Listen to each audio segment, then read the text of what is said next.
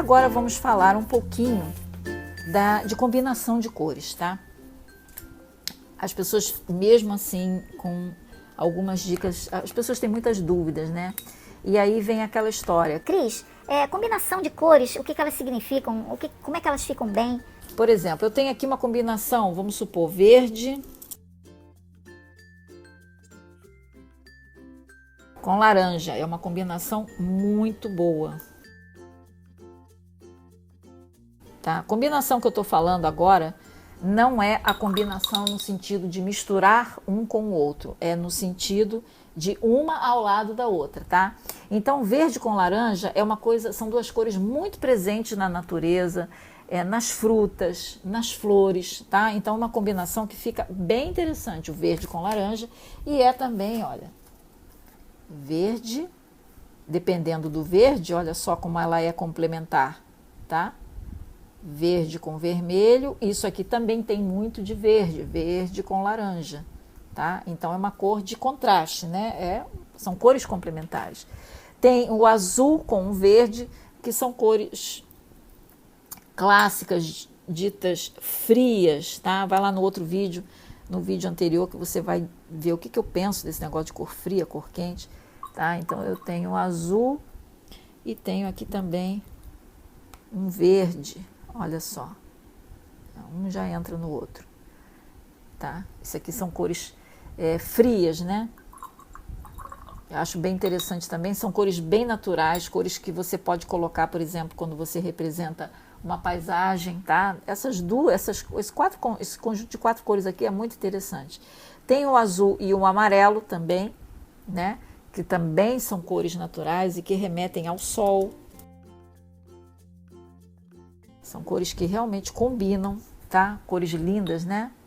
O vermelho e o roxo, obviamente, que são cores discordantes, né? Mas elas são ótimas para chamar atenção e criar contraste. Por exemplo, eu tenho aqui um roxo, ó. Eu vou colocar aqui perto desse vermelho, ó. Tá?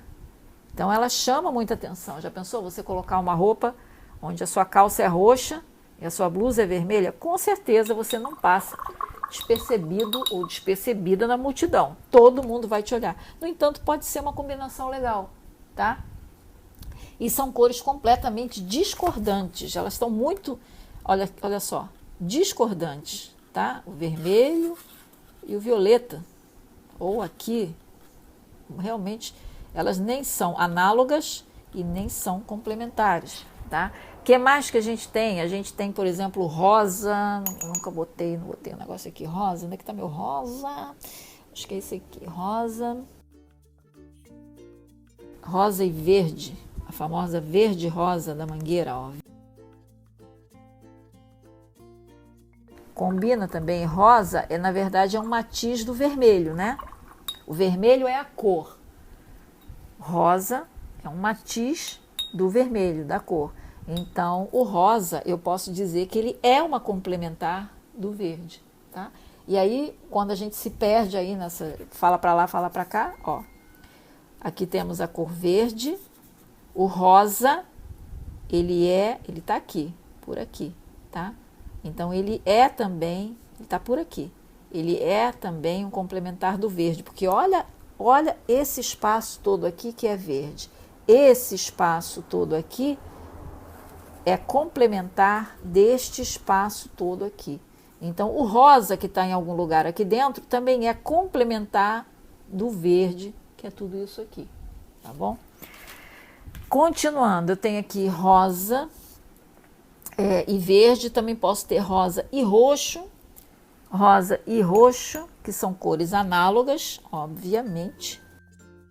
Ou seja, você coloca uma roupa rosa, uma calça rosa, uma blusa roxa, você tá, apesar das cores, né, você tá sendo uma pessoa discreta, tá? É uma do lado da outra ali, tá? São análogas e eu gosto, né? É típica de, olha só, parece chiclete, né? Chiclete rosa, chiclete roxo, tá? Tem o roxo, né? O lilás, o roxo e o azul. Vou colocar esse azul aqui mesmo. Tá? São cores frias. O roxo e o azul, eles estão aqui, ó. Aqui eu tenho o azul e aqui eu tenho o violeta, tá? Eles são cores discordantes, mas eles, dependendo, né, do tom do roxo e do tom do azul, eles podem até ficar legais também, tá bom?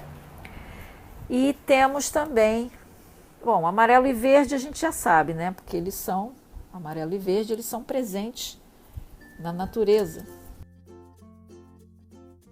Tá? Então, quando você vai pintar uma cena, você, se forem frutas, por exemplo, você tem aquelas determinadas tintas, cores para pintar as frutas, né? Que envolve o quê? Envolve o verde, o laranja, né? Um pouco de vermelho, amarelo, tá? Se você vai pintar uma paisagem, tem o azul, o verde, o azul, amarelo, tá bom? Tem um pouco de vermelho também, tá? Então, é interessante saber isso daqui. E agora vamos falar da combinação de cores neutras, né? Que é a gente chama de harmonia acromática. O marrom é uma cor neutra. A gente já viu no vídeo anterior que a gente pode produzir um marrom ou até um preto, né?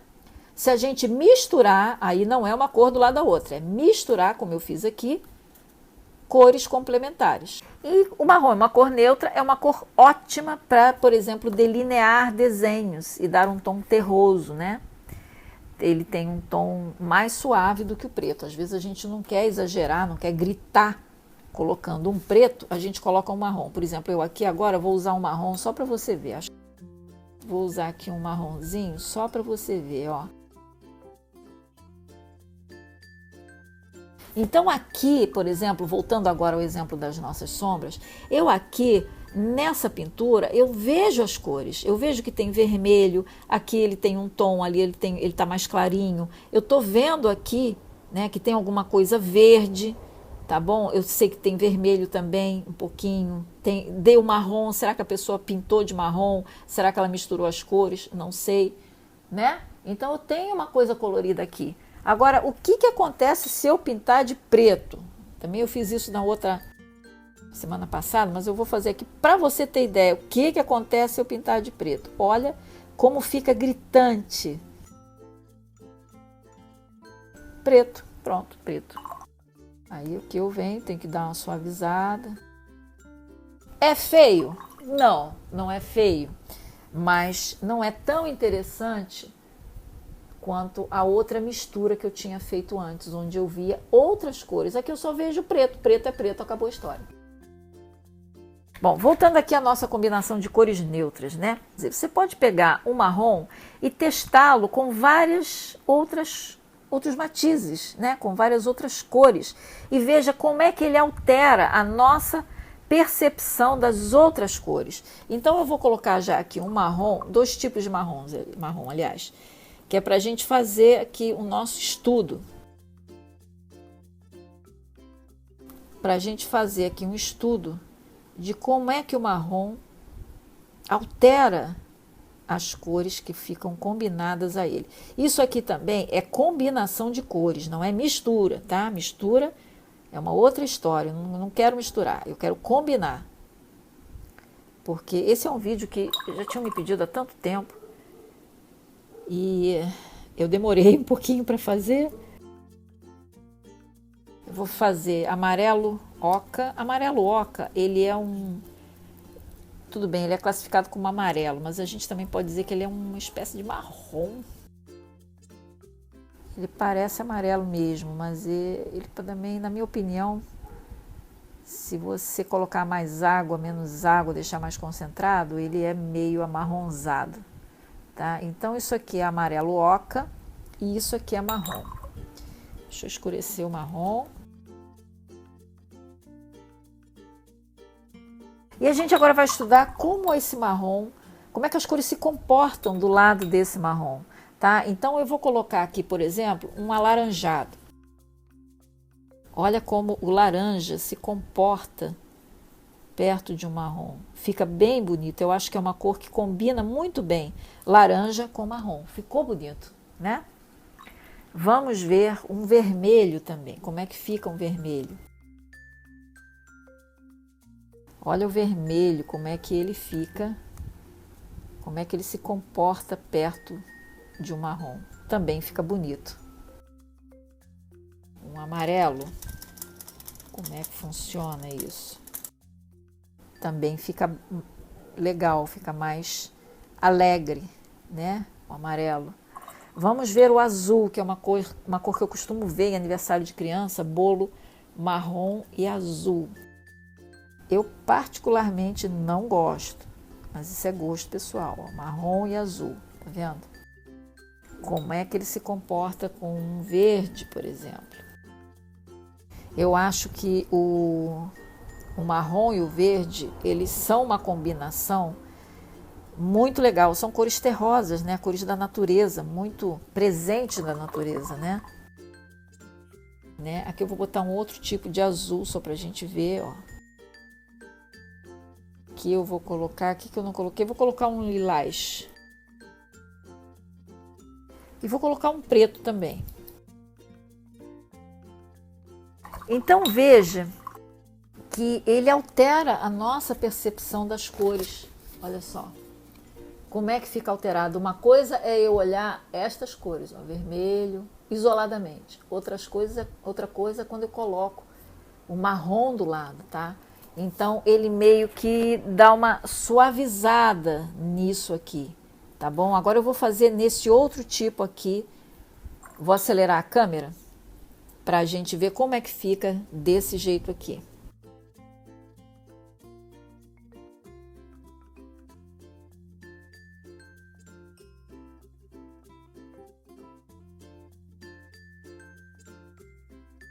Então, o que a gente pode perceber agora?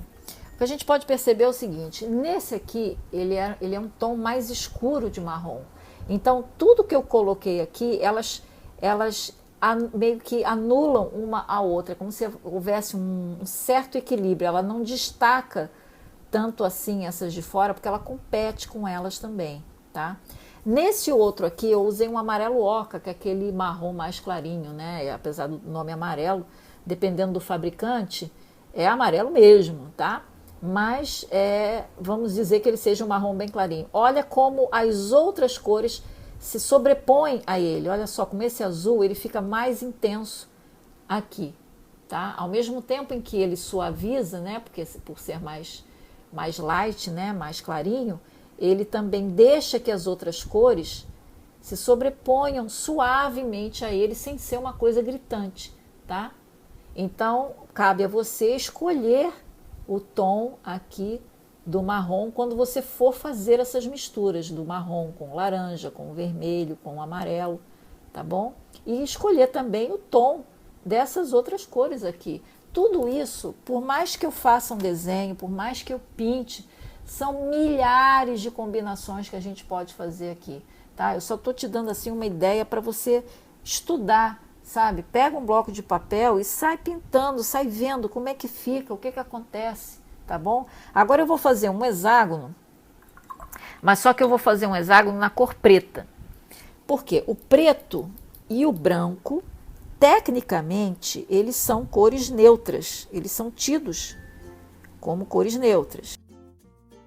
Eles ficam maravilhosos do lado de qualquer cor. Qualquer cor que você colocar ao lado do preto, né? Ou ao lado do branco, mas especialmente do preto.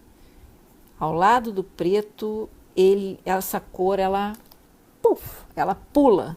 Fica absolutamente lindo, né? Porque o preto tem essa propriedade. Ele destaca, ele é forte, ele é enérgico. Vamos ver novamente aqui as cores que eu usei. Eu usei o vermelho, olha só, que é a cor dos flamenguistas, né? Olha como fica lindo. Ó, não, eu não sou flamenguista, eu sou gremista. Olha só, mas fica lindo, tá? Aí vascaíno que me perdoe e outros times, mas fica bonito, tá? Agora o amarelo, vamos usar um amarelo. Olha, você viu como destaca? Vou usar um amarelo. O amarelo fica, nossa, parece que ele fica mais vibrante, né? Do que, na verdade, ele é. Vamos usar um azul. O azul fica lindo, lindo, lindo, lindo. O azul, verde. Verde com preto também é muito bonito. Um outro tipo, aqui um outro matiz de azul. Aqui. O lilás. Lilás com preto para mim é show. Eu uso muito essas cores no meu vestuário, né? Eu uso muito, preto, lilás e azul. São as 3 cores que eu mais uso. Agora aqui o laranja. Esse meu laranja aqui já tá esquisito. E agora o preto já é preto mesmo. Eu vou botar um marrom aqui, só pra gente... Mas olha como o preto, olha a diferença dessas 3 pinturas, né? A diferença, tá? Isso aqui tornou tudo assim mais suave, mas destacou um pouco mais cada uma dessas. Isso daqui, com essa cor aqui de marrom, com esse tom, ele meio que compete, compete aqui com as outras, tá molhado. Ele compete com essas outras cores, tá? Então, fica bom? Fica, mas fica meio que uma competição. Mas são misturas boas, são cores legais da gente colocar uma ao lado da outra, tá? E o preto, ele absolutamente, ele valoriza qualquer cor que você colocar ao lado do preto, tá? Esse aqui para mim é uma das melhores combinações. Claro que às vezes, dependendo do que a gente vai pintar, a gente não quer pintar de preto, né? Então você tem que escolher alguma outra cor aqui e colocar do lado das cores que você vai usar. Bom, aí eu coloquei aqui o preto, né? Mas você pode estar pensando assim, Cris, e o cinza? Como é que funciona o cinza? O cinza, ele é igual ao marrom, tá? Então a gente pode ter cinzas puros, mas também pode acrescentar um toque de outras cores aos cinzas, tá? Então o cinza ele se comporta de uma forma muito parecida aqui com o marrom, tá bom? E se você acrescentar o branco gradativamente a um cinza escuro, também fica uma coisa bem interessante. Por exemplo, aqui a gente tem, vamos supor, esse Payne's Gray, que é uma espécie mesmo de cinza, ó. E aí eu vou acrescentar o branco. O branco que eu uso é o branco do papel. Então, ó, vamos aqui ao branco. Olha o branco. Tá bem interessante, ó. É feito posso dizer que é sujinho, porque não é sujinho, gente. É cinza. Olha só como é que fica. Às vezes a gente precisa desse efeito aqui também, né? Ok? E mais uma coisa, às vezes, sei lá, você está pensando assim. Cris, você falou em matiz, falou em cor, como é que funciona isso? Isso aí pode ser assim, algumas pessoas confundem realmente, é uma nomenclatura que às vezes nos engana, assim, né, quando a gente está começando a lidar com esse tipo de coisa. Eu muitas vezes uso a nomenclatura errada, entre aspas, porque eu falo cor, normalmente eu não uso a palavra matiz, então isso é motivo realmente de dúvidas. Então vamos fazer dessa forma. Por exemplo, quando eu digo cor, eu estou me referindo a azul, é uma cor, violeta, vermelho, amarelo, roxo, marrom, preto, são cores. Então, dentro da cor azul, a gente tem os matizes. Então, a gente tem azul cobalto, azul cerúleo, azul da Prússia, azul turquesa, azul ftalo, tá? Isso são os matizes, mas a cor é azul, ok? Acho que assim dá melhor para a gente entender, né? É igual ao amarelo, a cor é amarelo. Amarelo limão, tudo bem, é uma cor, mas é um matiz, tá? É um matiz da cor amarela. Então, amarelo limão, até o próprio quinacridone gold, amarelo oca também, né? Amarelo gambode, amarelo azul yellow, tudo isso são matizes da cor amarela, tá? Eu acho que assim fica mais fácil, tá? E o tom, foi o que eu falei, o tom tem a ver o quanto de branco, né? O quanto de luz existe numa cor.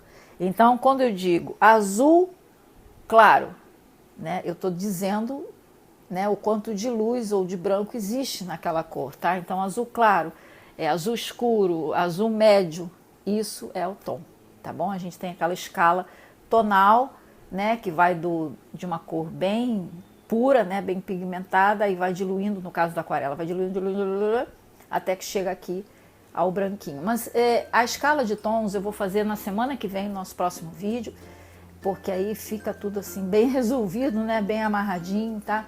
A escala de tons pode ser feita com qualquer cor, então acho que aí fica bem explicado, mas eu acho que agora, do jeito que eu falei, a diferença entre cor e matiz, deu para entender legal, tá bom? Então, muito obrigada por ter visto esse vídeo. Me ajude o estúdio, compartilhe esse vídeo, dê o seu joinha.